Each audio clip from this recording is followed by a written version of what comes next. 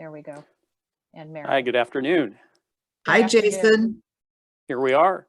Yeah, thanks for joining us, Jason. And it's very exciting to have you here. And thanks to Mark and Carlene and Errol actually for teeing up this discussion. I think it's a great place for us to start. And I know that Jason's been on for a little bit, so he heard some of our conversation. I want to tell you that I was in Scottsdale, Arizona, I don't know, maybe must have been at least 5 years ago or so on a business trip. And I played a little hooky and was in Scottsdale, and I ended up in the Xanadu Gallery, and I found this book on selling your art, and I bought it. And then now today we have the author of that book that Jason Horejs has written about for artists to get into galleries. And the more I now know about him, he's had 28 years of gallery experience and 19 years of just having his own gallery, and has met with many, many artists. So all the things that we were just talking about, Jason can give us a firsthand kind of response to this. And my want for having this session, as you might have gotten from the videos that I produced, was that I'm really interested in what happens to our art and what happens as a, if we can be intentional about it. So if we want to go the competition route, I've noticed if we wanted to go into galleries, but there's different kinds of galleries, those that represent you and those are just show your art, and whether you want to sell off your easel. And, you know, there's a bit of a process and a selling process and also the buying process for each of those. So I was very curious about that, but galleries seem to be,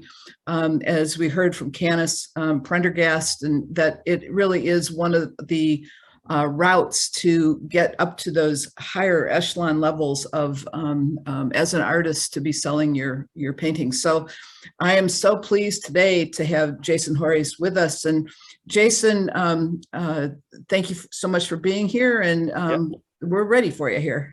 Excellent. Well, thank you for that introduction. Thank you for welcoming me to the conference. I'm pleased to be here.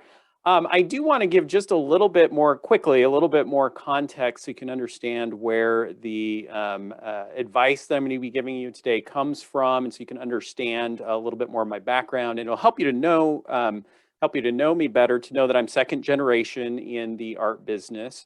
My father is a professional landscape plein air painter who kind of began his career in Idaho and has now been working for almost 5 decades to create a successful career as an artist, which is no small feat. He's had to work very hard to do this. He's maybe had to work even a little harder than some, in that I am the eldest of my parents' 9 children. And so my father has had to paint like a madman in order to support a relatively large family. Being the eldest of his children, though, I got to grow up during the starving artist phase of his career. And I learned at a very early age that this is no mere metaphor, that artists who are striving to pursue a full-time career as a professional artist really struggle. And it was to the point where at a pretty early age, I had decided that when I grew up, I wanted to be an insurance salesman, because this art business just seemed a little bit too sketchy for me. That changed when I was an adolescent, however. By that point, my father was beginning to experience some success in his career. At that point, he had started out doing many of the things that I'm sure many of you are doing, going to art festivals and shows. But by the time I was an adolescent, he was beginning to show in art galleries, and not only locally in Idaho, but was starting to expand representation across the country. At galleries in the Northwest, in California, Florida, Washington, D.C. And I was able to begin traveling with him to some of the openings that would occur at these galleries. And I very quickly fell in love with what was happening there. I loved the idea of a dedicated space where an artist could showcase their work with a professional gallery staff there to talk about the work and share it with collectors. And then I really fell in love seeing those collectors coming into the gallery space and falling in love with a piece of artwork and acquiring that. And so I started to get it into my mind that this was the side of the business that I might like to go into. And so when I was 17, I was fortunate enough to get a job in a gallery in Scottsdale, Arizona, where my father was showing at the time. And my parents had at that point bought a second home in Arizona to escape the Idaho winters, so my dad could keep painting. And I got this job in the Western Art Gallery and just was basically doing the grunt work in the gallery to start, cleaning the gallery and packaging artwork for shipping and that kind of thing. But over the next few years, I was able to work my way up into a sales position. And once I had sold my first artwork, it was a Western painting. I still remember it very distinctly. I knew I was hooked. As you all know, there's just something so almost magical about being there at a moment when a potential buyer sees a work of art. You can see their eyes light up, and it just makes a deep connection with them, and then being able to help facilitate their acquiring that artwork. I knew I'd found my vocation in life. And over the course of the next several years, continued to progress in this gallery. And then in 1998, I got married. As young couples often will, my wife and I started talking about our future together. And we decided that we'd like to have our own gallery one day. And so we put together a plan, and in just a few short years, we were able to open our own gallery, Scottsdale, Xanadu Gallery. And if I can, I'm going to try and do a little screen sharing here and just show you a couple of images of the gallery. And our idea was that we wanted, while Scottsdale is widely known for Western and Southwestern art, we wanted to do something a little bit different. And we're very fortunate to find some creative artists from around the country who are willing to work with us, which was no small feat considering at the time I was 26 years old, my wife was 23.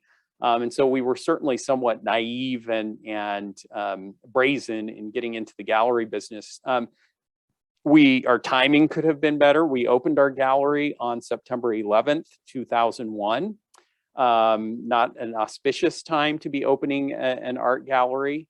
But very quickly we saw that art is such an important part of people's lives that no matter what's going on in the world, they are going to continue to seek great works of art, and we've been fortunate to be able to help them with that. We've also been fortunate to see our gallery grow over the years in spite of major recessions and pandemics and all of those kinds of things that can happen. And it's just been a testament to us of how important artwork really is in people's lives.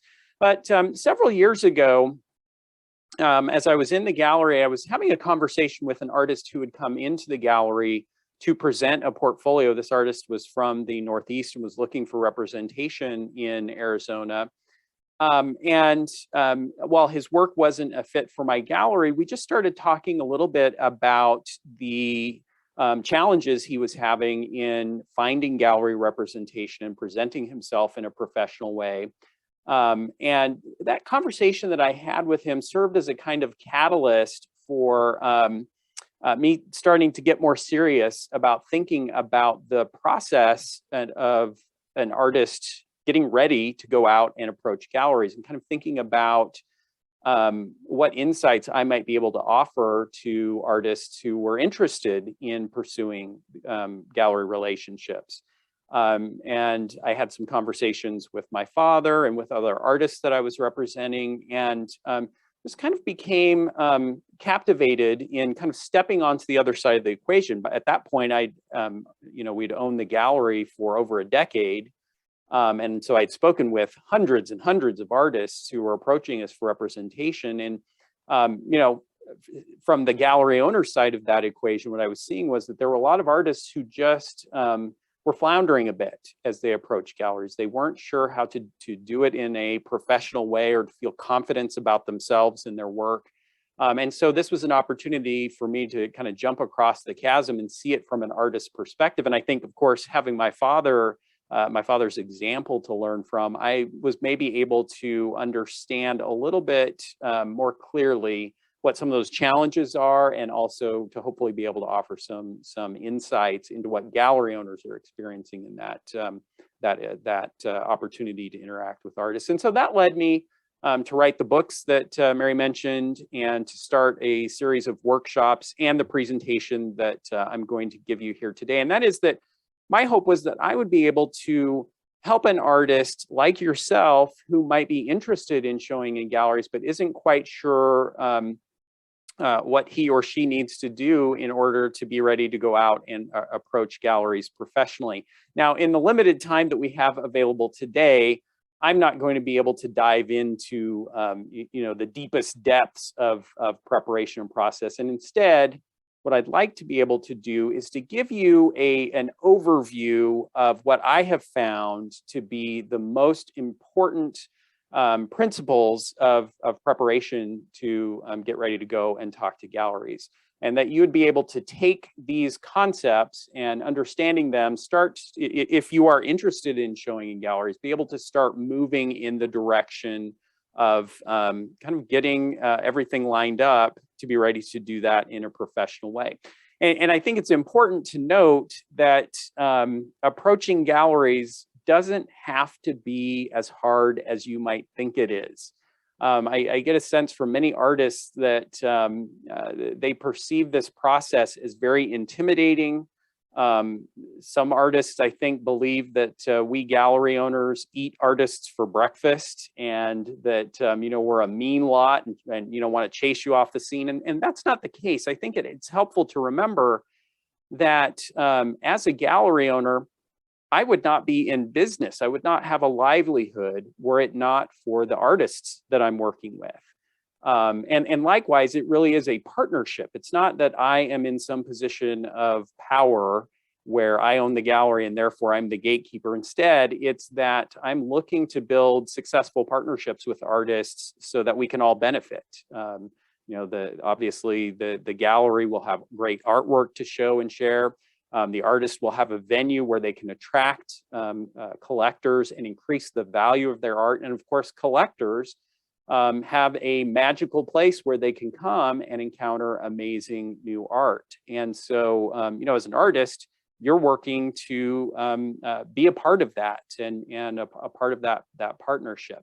I'm going to point to three key areas that I feel are just absolutely foundational for an artist who's interested in showing in galleries. We're going to talk a little bit about your artwork. We're going to talk about your portfolio. And then we're going to talk about combining a list of or creating a list of galleries to approach. And if I think about an artist who's wanting to show in galleries, these are the three things that I would point you to, that if you start working on these, you will create momentum that inevitably will carry you to good gallery representation. So let's start by talking about your artwork itself. And for just a moment, I'm going to ask you all to do something that's going to feel a little bit sacrilegious and a little hard to do. And that is that I want you to stop thinking of your artwork as a spiritual journey that you're on, a sacred undertaking that you've brought upon yourself. And instead, we need to look at your artwork objectively, and we need to think of it as a product. Now, I know that makes us want to gasp a little bit, as an artist, but we need to be able to see it objectively so we can understand how your potential collectors are going to see it and how gallery owners are going to be looking at this work. And to think of it this way, we need to start by thinking about the quality of the art that you're producing. I'm showing a few images here of artwork that we have sold over the years, both because the artwork itself is interesting, but more importantly, if you think about the setting that your artwork is going to go into, we realize that in order to collect artwork, you have to have some discretionary income available. It is just typically a matter of fact that an art buyer, doesn't need art to survive. It's not a day-to-day necessity. I think emotionally it might be, but physically, there are many things that come before the art. However, when they come to a point where they're ready to start collecting art, it's likely that they have built a beautiful home that artwork is going to go into. They've worked with some, very successful architects and interior designers and builders. They have beautiful space where this artwork is going to be displayed, and we need to make sure that our artwork is going to be up to those same standards. And so as I'm looking at an artist's work and contemplating bringing it into the gallery, I'm looking at some of those elements. Is the artist using the finest materials that they can line up and acquire? Are they finishing the artwork in a way that will allow it to present itself in a high quality way? And is the presentation apropos to the venue or the space that it's going to end up in? And so, this leads us to difficult issues like framing. And boy, all I have to do is say the word frame, and I can see your shoulders starting to slump, because here you've created this amazing work of art, put all this effort and energy into it, and you get it out into a show or a gallery space, and the frame can feel like an afterthought and can quickly be criticized by a viewer. And I know it's an expense, but I would encourage us to think of all of our materials and certainly our framing, not as necessarily it is an expense, but I would encourage us to think of it instead as an investment. That as we work to acquire the highest quality materials that we can to present the art in the very best possible way that we can, that investment is going to pay dividends over time. And so I would suggest that we work toward constantly improving the quality of the art that we're producing, and that we start looking at the work objectively. I would suggest that a good plan would be to, one, perform a self-evaluation of your work. Line up your 4 or 5 most recent works and say, if I were an art collector, and if I lived in a multi-million-dollar home, would this artwork fit naturally into that kind of space? Am I using the materials that I would feel most proud of? And what do I need to do to improve the presentation of my artwork? I'd also encourage you to work towards getting an objective outside evaluation of your work. Invite someone in the profession. It could be an interior designer. It could be a gallery owner. It could be another artist whose work you admire and who's well established. And request that they look at your work specifically for issues of quality. What suggestions might they make toward producing a higher quality artwork and presentation? And then start working towards those improvements. And this is going to be a lifelong pursuit. I'm always amazed as I talk to very successful artists about their work, how frequently, even though you look at their work and say they've arrived, they don't need to think about this anymore, but they are still frequently exploring new ways to improve the quality of their work. Now, I would also suggest that we need to work towards consistency in our work. And that can be a little bit of again, a little bit of a touchy issue with some artists, as I talk about the importance of finding consistency and finding your voice and creating a cohesive body of work. Often an artist will hear me saying that and say, well, do you want me to become a robot and an art factory and just stamp out the same piece of artwork over and over? And to which I would reply, no, not at all. That's not at all the aim here. We want you to employ your creativity and your artistry in producing work. But at the same time, what we are aiming for is creating a body of work that's recognizably yours. That a collector, as they look at your work, can respond to your talent and creativity, but can also tie it into the other work of yours that they've seen and identify it as yours. And so I think some suggestions here would be to, number one, not worry so much about what will sell and what styles will sell and what subject matter will sell, but rather to start thinking about what you're most excited about, what most interests you in your subject matter and your style, and then really pursue that with your passion. I found that our buyers, when they're in our gallery, they're not going through a logical, rational process. They're walking into the gallery and having an emotional experience. And you're going to be most easily able to create that kind of experience and tap into those emotions by creating work that excites you and that you're passionate about. But once you've found that passion, then we want to kind of start working towards creating a body of work that is, as I said earlier, consistently tied together. And when I think about consistency and the challenges, what I want us to avoid is what I call artistic schizophrenia, where I open your portfolio and as I'm looking through the work, I feel like I could be literally looking at the work of 4 or 5 different artists. That there's just so much variety, either in subject matter or style, that it's hard to tie it together.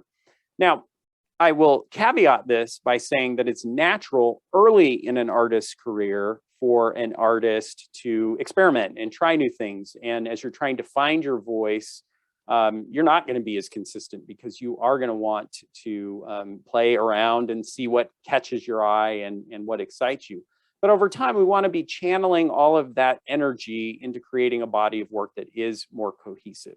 Now, what do I mean by that? Well, when I'm looking at an artist's work and evaluating the consistency, I am looking at about 6 key areas.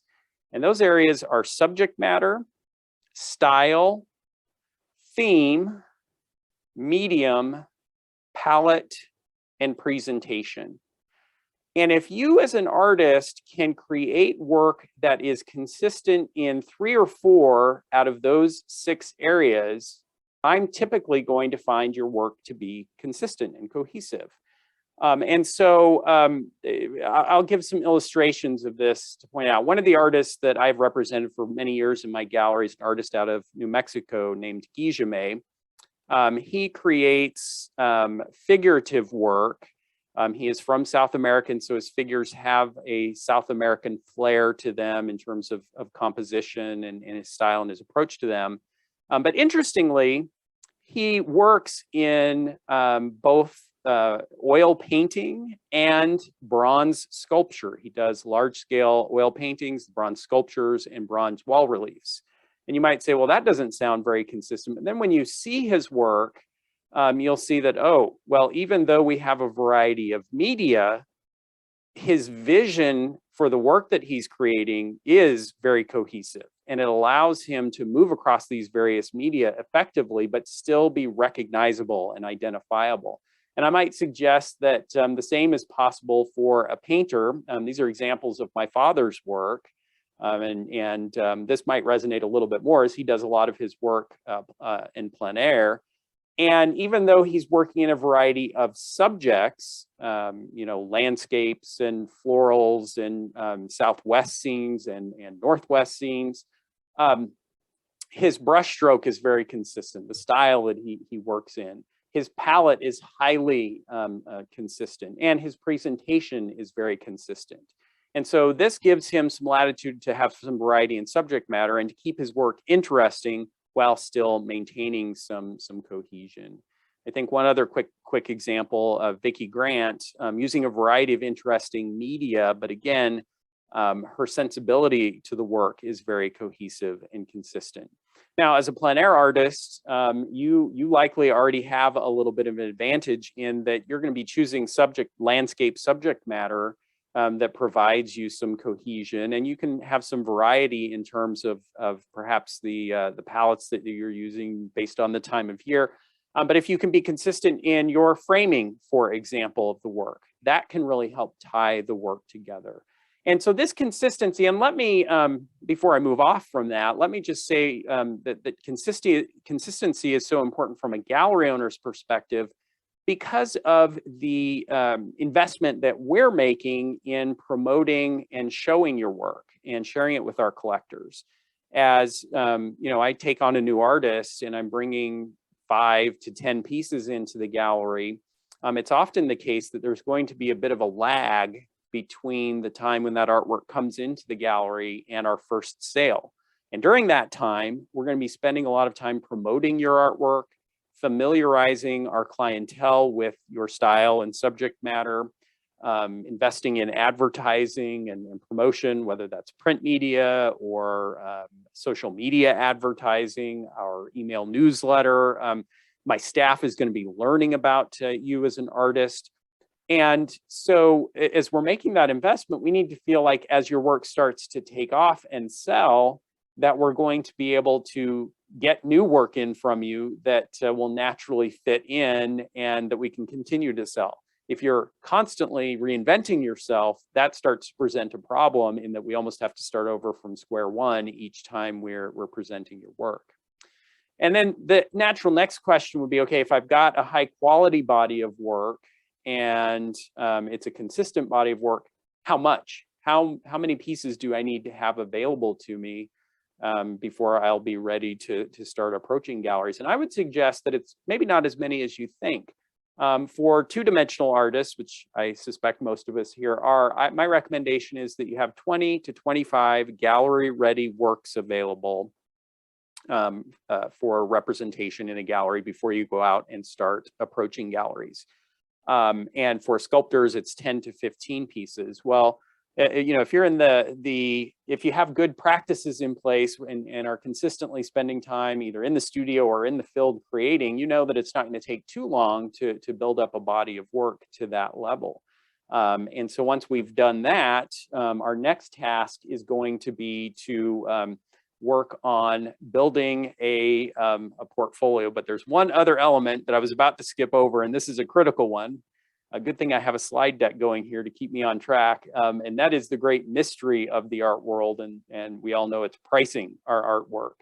And I heard some conversation going on about pricing already, and I think I just want to kind of touch on that again. As we think about getting our work ready to present in galleries or even in shows, it can feel very confusing and frustrating to try and come up with the value of our work. And to a certain extent, I feel that's likely because really when it comes to the value of art, it's an almost completely arbitrary thing where as I visit galleries or artist studios and see a variety of price points, it is very difficult to objectively look at artwork and say, here is the value of this particular piece of artwork. I'll throw up a couple of quick illustrations. If I were to ask you what the most valuable artwork in the world is, I suspect some of the artwork that's most valuable is not going to sell anytime soon or change hands. If we think about the Mona Lisa, for example, it's not going to be sold, so it's hard to put a value on it. I know that it's insured for about $1 billion, which is kind of an amazing sum when you think about it. But of work that has sold recently, there is another Leonardo da Vinci, Salvator Mundi, that sold several years ago for almost $500 million. This Willem de Kooning sold from the David Geffen collection for $317 million. Card Players by Cézanne sold for $278 million, to which we might throw our hands in the air and say, hundreds of millions of dollars, and I don't even like Willem de Kooning. Why, how? And here I am struggling to sell my work for $800. But ultimately, I would suggest that there is a kind of systematic approach we can take to determine the value of our artwork as we're getting ready to show and sell that work. And again, this would be true, yes, if you're preparing to go out and show in galleries, but also if you're going to art festivals or shows. I am not Moses, and I don't intend this to be biblical in any way, but I happen to have 10 commandments for pricing our artwork. And my first suggestion is that whenever we're talking about the value of our work, we should be speaking in terms of retail value. There can be a little bit of a temptation, especially as we're thinking about showing in galleries, and we know that a gallery is going to take a commission. There can be a temptation to say something like, well, I need to make $1,400 on this painting, or the wholesale value is $650. Especially when you're getting ready to work with galleries, we don't want to talk in those terms. We want to speak always in terms of retail value. And that leads to the second principle, is that we want our values to be consistent. And that means that no matter where a potential buyer is seeing a particular piece of artwork, they're going to be seeing the same price on it. And so that means our studio prices The prices at which we are selling artwork directly to the public should match our gallery prices. Our prices between various galleries should be consistent. And our prices should be consistent between newer available works and our older available works that are still on the market. Now, for some artists, this proves a little bit of a confusing principle, this idea that prices need to be consistent, and artists will say, now, wait a minute, Jason, I am showing my work at an art festival this weekend, and if I sell this painting for $1,000, I get to keep the full $1,000 because I'm the one who sold it. But if I go and show that work in a gallery, the gallery is now going to want 50% of the sale. And so to get the same $1,000, don't I need to mark it up to $2,000? To which I would reply, well, that's not really looking at the full equation of what's going on here. Because yes, if you're doing all of the work yourself and selling it, sure, you're making the full $1,000, the value of that piece of artwork.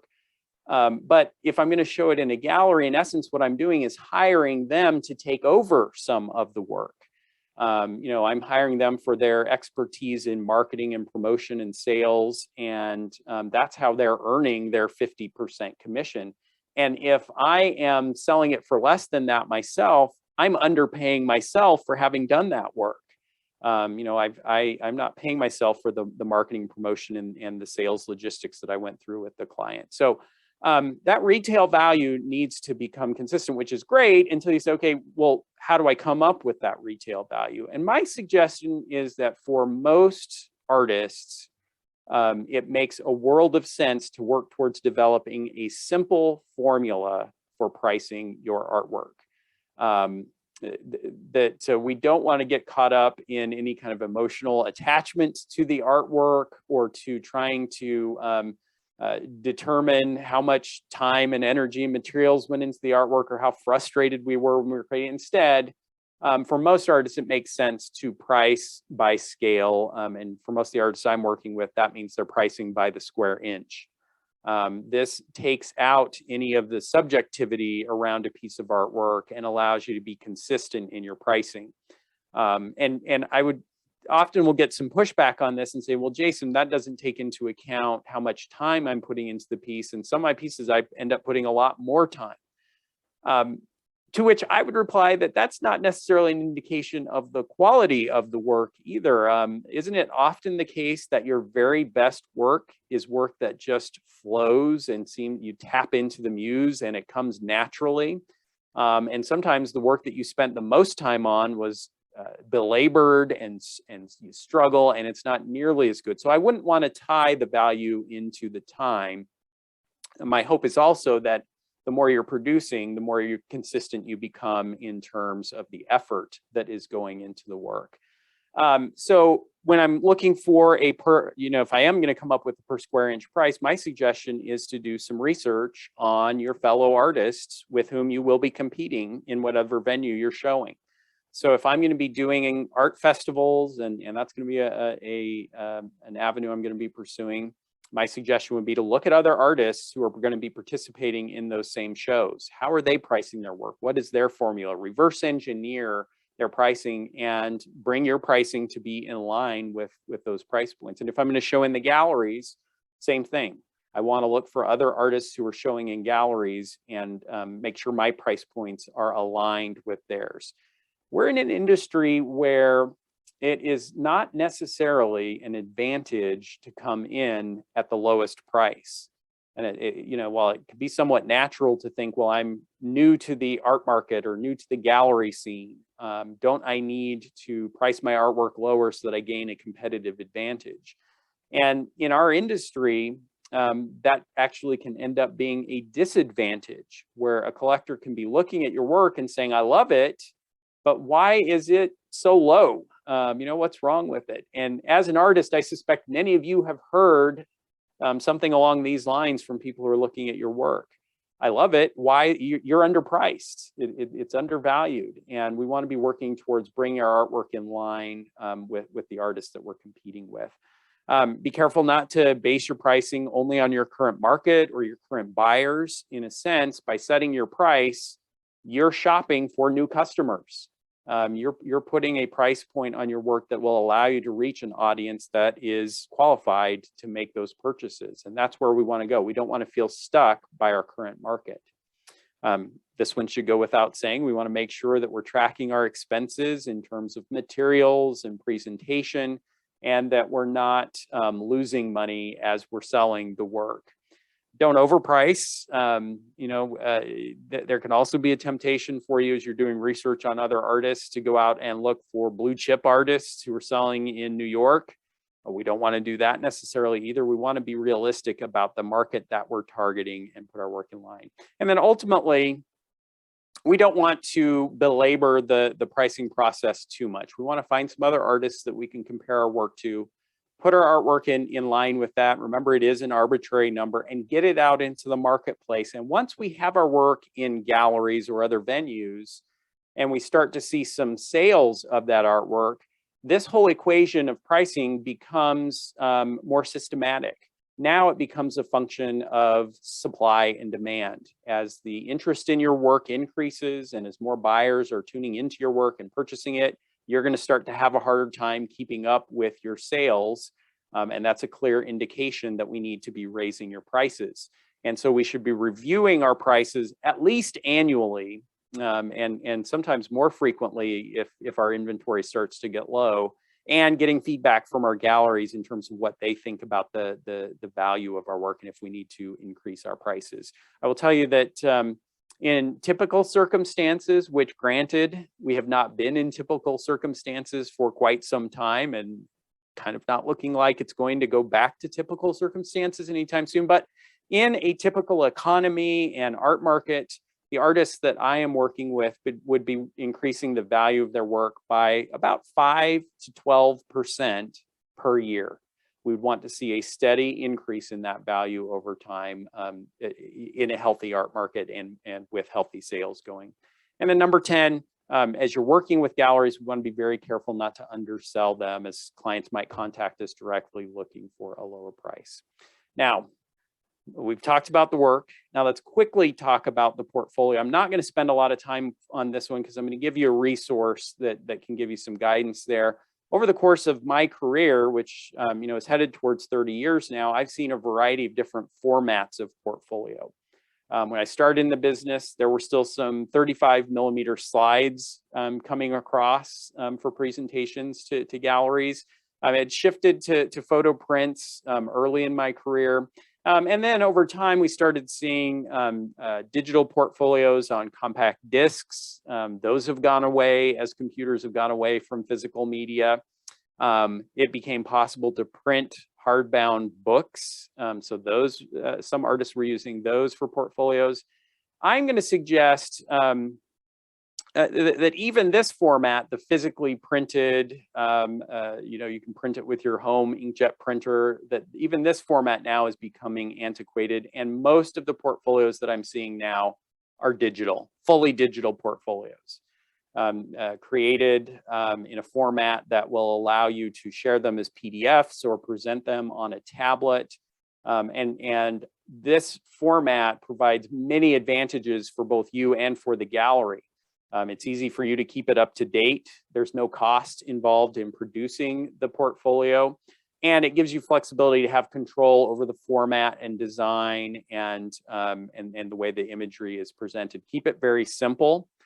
Each portfolio page should have an image of the artwork, the title of the artwork, the medium, the size, and the retail price of that artwork. Make it easy for a gallery owner to know exactly what your work is and what they should anticipate.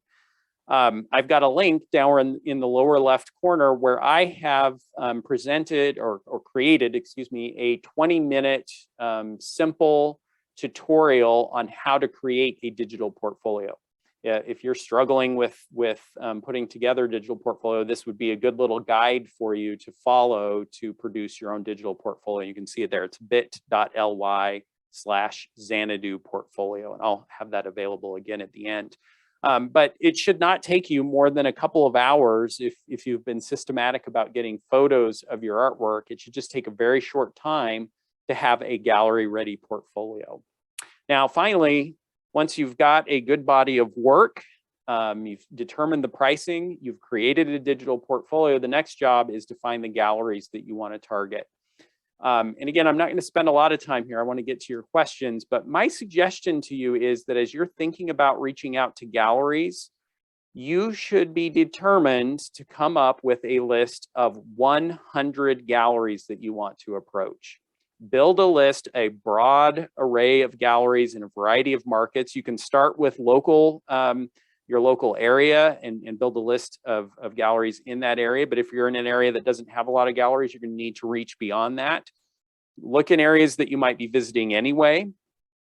Art markets where you know that there are a concentration of galleries, and work towards building that list of 100 galleries. Now, the reason I suggest this is important is because it's going to put you in the right mindset to approach galleries.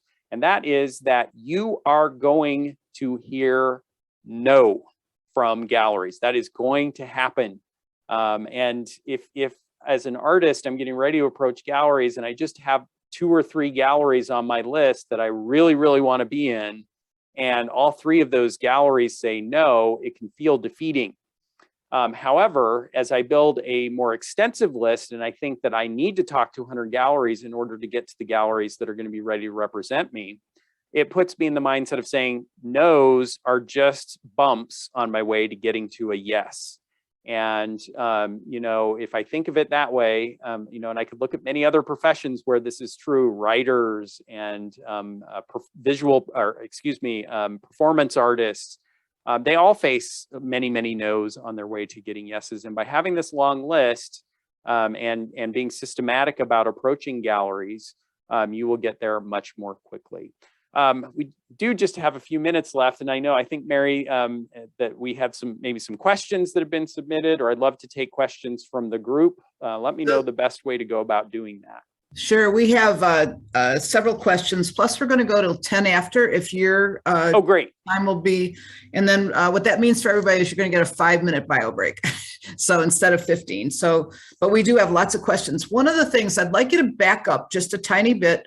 And when we're thinking about that list of 100, I'm guessing that just having the name gallery in the title is not exactly what we're talking about. Can you talk about or describe the type of galleries there are and, right. and what's the ones that you're talking about? Because I think those are very, you know, they're not always the same. And you see galleries in a hotel, you know, lobby or something.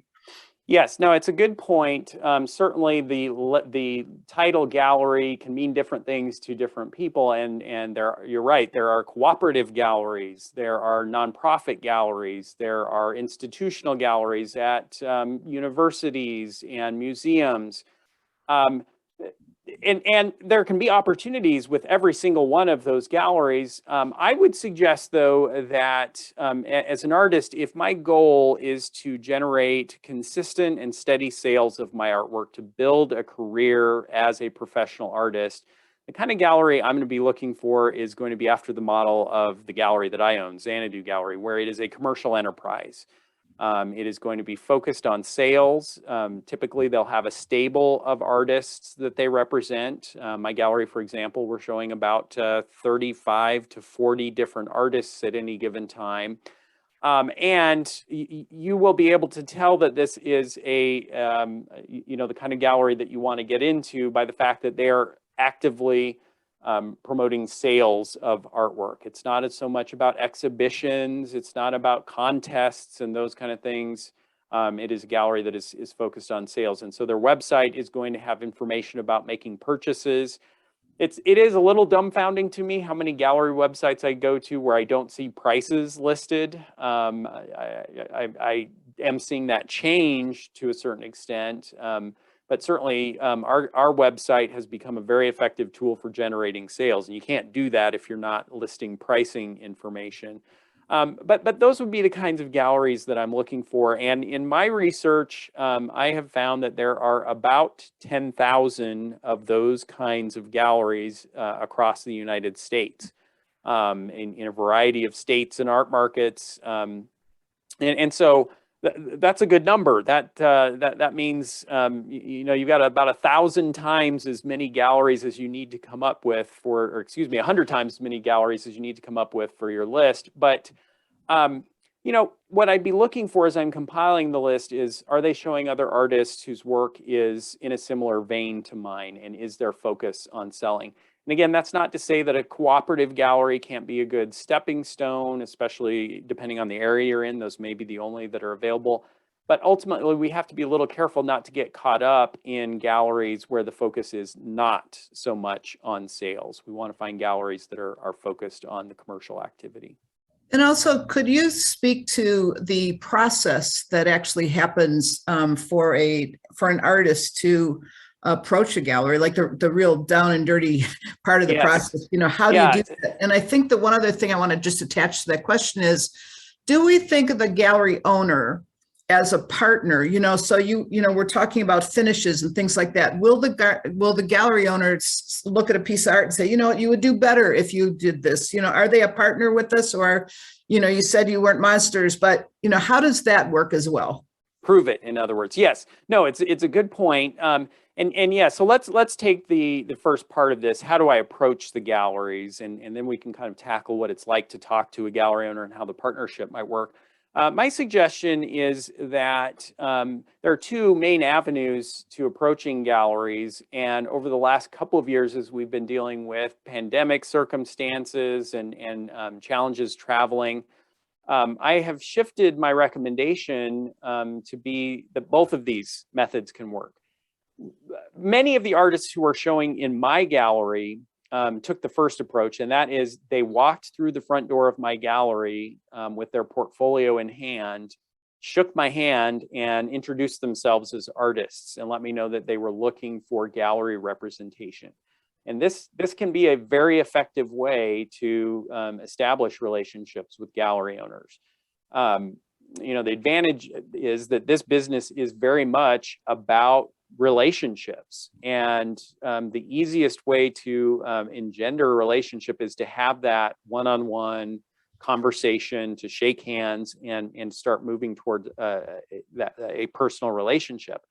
However, that's not always going to be possible, as we've seen. And certainly if you're in a more isolated area, or if you're trying to reach galleries that are out of your locale, maybe you're already showing locally and have exclusivity with that gallery, and so now you want to be showing in some other markets, email approaches can likewise be effective.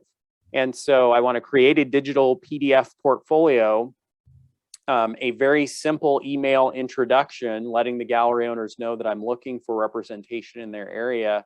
And then I want to email it out to my broad list of galleries, and I want to do follow-up. So I don't want to just send an email out once, and then if I don't hear anything back, give up on the gallery.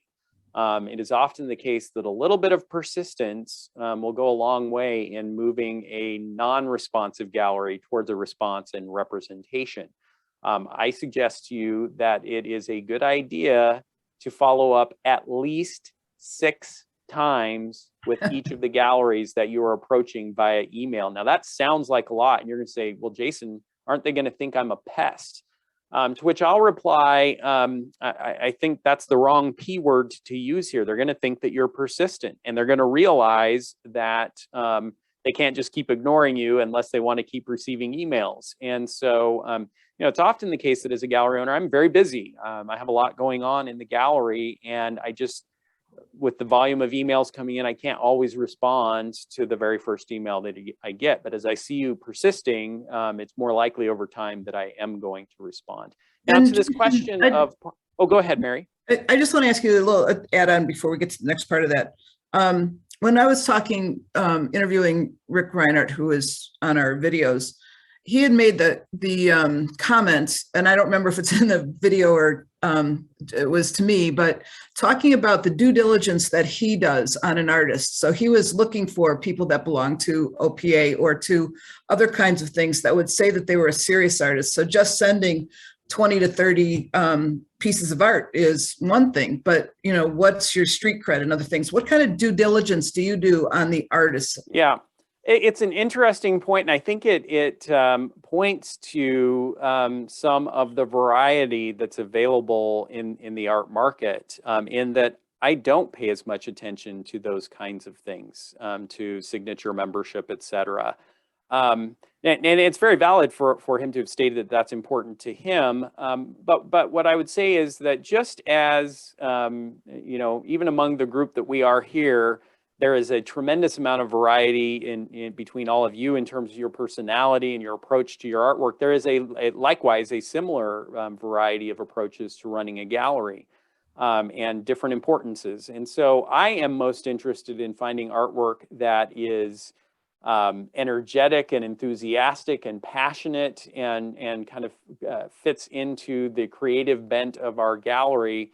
And I'm interested in finding an artist who is enthusiastic and engaged and proactive in their work.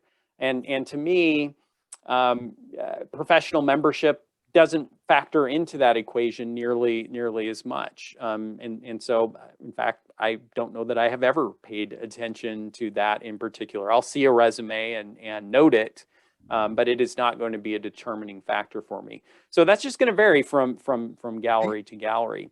Now, in terms of the partnership that we are going to have, yes, that is what we're going to be working toward, and you are absolutely going to get feedback from your galleries. I maintain a high level of communication with the artists that I'm representing, and I'm giving them feedback about what clients are responding to.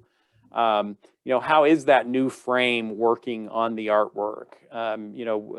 What about this change in palette that you just made? All of that is going to be part of our conversation. But as an artist approaching a gallery, to a certain extent, we don't want to come in seeming too confused about our own work or tentative about our presentation. I would suggest that faking it until we make it is the name of the game here. I want to come into a gallery and give the sense that I'm an established artist. My artwork sells. If you choose to represent me, it's going to be successful in your gallery and it is going to sell. That's the message I want to get. As a gallery owner, that's what I'm trying to determine. Is this artwork that's going to be able to show well in my gallery and generate sales for the gallery? And I know that feels a little harsh to hear me just talking about revenue and sales. But at the end of the day, every single month, my landlord would like to see a rent check come in from me. And, the power bill needs to be paid. And as much as I have a passion for art, and I love art history, and I love the principles of creativity, I love all of that. At the end of the day, I have to temper that with some business strategy, and my focus has to be there. And so I'm balancing that out. And so as you're initially approaching galleries, it's important to have a well-crafted portfolio, to feel confident in your work, to have thought through some of the questions you might be getting from gallery owners about your pricing, about your production process, how much work you're producing each month, so that you'll be ready to take those questions confidently. And then over time, the give and take will start to come into play. There's obviously a lot more we could talk about, more than we could possibly talk about at the time. I have the big question. But, we'll have hopefully other opportunities. I think we'll make those with you too. I'm getting great notes about your presentation, but the big question is plein air work. In some ways, in my mind, after standing out on the street and selling a painting at maybe a couple $100 or not, it feels like it's a gateway drug to other art, not a true, it's not what's going to go in your gallery necessarily. So I'm wondering if you could give us your thought about where plein air fits in a person's It's funny that you life. should say that, because I had a very similar conversation about a week ago with an abstract artist. And I've had very similar conversations with figure painters, and it almost can feel like whatever work I'm doing, that's work that's just not quite as popular. And I would caution against that. In fact, my wife and I travel quite extensively and visit, dozens and dozens of galleries. Over the course of the years, we visited hundreds, if not thousands of galleries. And what's always fascinating to me is just the variety of the art market that we're in. We are so fortunate to live in a time when there are, I would suggest, more potential art buyers out there than there have ever been. There are more galleries out there showing work than there have ever been. And so just about anything you can create, there's going to be a market for it. And I've been in some very, in fact, let me give an illustration regarding plein air work. A gallery that my father shows in Sun Valley, they certainly show a variety of work, but they have about a half a dozen to 10 maybe artists who do landscape work, and some of their work is studio produced. But every year, their most successful event is their plein air event, where they invite these artists to come to Sun Valley. They create a map where their clients can go out and see the artists at work, and it is quite an undertaking for this gallery, but it's very profitable because it generates a tremendous amount of interest in the work, and people love seeing the work being created. And then that can lead them to buy other artwork from these artists that are participating. And I've been in galleries, a number of galleries, that their whole focus is on plein air work. And so, yeah, certainly there are going to be some galleries that are not as interested, and they're going to let you know that, nope, that's not our thing.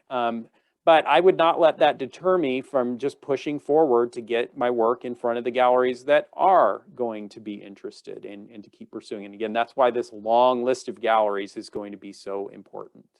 All right, well, thanks. And I guess we have time for a little bit more, but can you talk a little bit about presentation to you and what you're, somebody's asking about gold frames, but, other kinds of things like what, also you started out talking about quality and about materials. And so what are you seeing? What are trends? What are things that you're looking at? Yeah, again, I would caution a little bit about overthinking those kinds of issues. Should it be a gold frame? Should it be a black frame? Should it be a wide frame? Should it be a narrow frame? My suggestion instead would be let's think about what you feel aesthetically is most fitting for your work. What most to you enhances your work and presents it. By the way, I mean, I show artists who do gallery wrapped presentations or are painting around the edges of the artwork and don't have any frame at all. Ultimately, we know that whatever frame we choose, it's going to be wrong for some people, right? And some people hate gold frames, some people love them. And so we don't want to overguess and overthink that. Instead, if you do what you feel is the best fit for your artwork and, aren't letting that be driven by what I can buy at the least expensive price, you're going to find that the quality of the work will speak for itself. And even if the client ends up reframing the piece, the fact that you put a high quality frame on that artwork in the first place allowed them to see it in a context and envision it fitting into their home, even if they end up needing to change the actual presentation before it goes on to display. Okay, thank you. And I just want you to clarify something I heard you say. It was just a little bit, but you called the New York artists as blue chip artists. Who Yes. are blue chip artists? So a blue chip artist is an artist whose work has attained a level where many of the buyers are coming in to make purchases of this artwork and are thinking of it as a literal financial investment, where it's maybe not so much about the aesthetics anymore. It's that they believe that by investing in this artwork, they're going to see a return on the investment. And so a lot of the blue chip artists would be deceased artists at this point. A Picasso or a Van Gogh would be blue chip because I know if I buy it, I'm highly likely to see it increase in value in return. But there are some living artists who have obtained that blue chip status. And so if you see that reference, that's what they're talking about, is that it really has a value beyond just an aesthetic value. It has now, it's almost become a financial instrument that I can invest in to see a return. In the interviews that I did with collectors, so I did 7 of them, but 4 were individual collectors. They all made some kind of comment very similar to what you were saying. They had some sort of real connection to the art. But a couple of them talked about that their artists had over the time that they collected them, their prices had improved. So Yes. actually one of them who is just on here, Errol Jacobson, is one of the people that they were talking about because she was collecting him back when he first started in now he's in galleries. And so one of those that has improved in prices. Can you talk a little bit about the collectors and about sort of who they are for you and kind of what's the profile? Now, to a certain extent, I have selected my collectors by the fact that our interest, my wife Carrie and I, our interest was in working with artists who were early in their careers or perhaps mid-career. We were not as interested in the investment aspect of art. We enjoyed helping artists get their careers launched. And so to a certain extent, our price points range between, we have some artwork that is in the $150 to $200 price point. And we have, we've sold some sculptures over the last 6 months that was over $100,000. But the vast majority of our sales are between $500 and $4,000. And so to a certain extent, we've selected our collectors by selecting that price point. And so our collectors are folks who are maybe they're just getting their feet wet in collecting. They're finding what they love and they're visiting galleries, and we're able to engage with them and have a great conversation and introduce them to art, get them excited about it. And now they're making their purchase. And maybe this is the first original fine art that they've bought. Maybe they've been buying prints and those kind of things. And so now they're taking a step up. We also sell a lot of artwork to people who are buying second homes in Arizona to escape the terrible Chicago winter that they're getting away from. I talked to quite a few of those people just this morning. And so they're interested in having artwork that maybe fits into a Southwest home, but they don't want a cowboy or a traditional saguaro cactus or something. So they've come to our gallery and they're doing something a little bit different. But ultimately, as I'm talking to the collectors about their purchase and why they're buying, and if the conversation about investment value comes up, my response is, that's not this kind of art. Buy this art that we're showing you because you love it, are excited by it, and the return on the investment you're going to get is going to come over the next several decades as you get to enjoy that artwork every single day. Now, maybe some of it will increase in value, and maybe some of that increase will be significant, but please don't be making a purchase based on that right now. Look towards the enjoyment of that art. And so that's really our focus. We're looking to enrich people's lives by bringing beautiful artwork into their homes. Well, that's really that's the return on investment that they're going to get. Thank you. And that's really a perfect place for us to end here. I do want to just point everybody to Jason after this. He has longer programs on this. He's got something that I've been seeing some of your promotion for now, so that you have some workshops coming up that I'm sure would be much more in depth. Yes. Okay, so we're going to help people know about those and get them to you, Jason. But I want to thank you so much. All kinds of it's been such a pleasure. Thank you for having me. And it's been enjoyable talking to all of you.